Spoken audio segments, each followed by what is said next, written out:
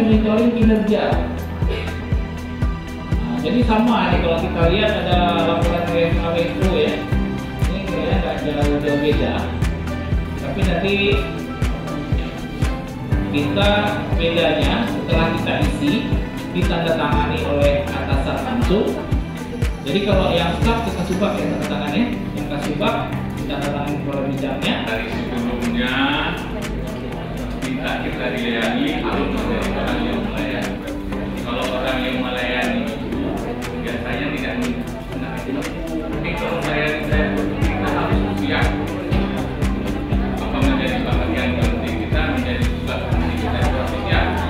Jangan pernah merasa beban. Nah, ini menjadi bagian penting. Kemudian dalam melayani itu harus ikhlas. Ikhlas itu harus senyum. Senyum. Senyum di awal-awal ini selalu ingatkan kalau Pak Yan bilang tadi selaku pertama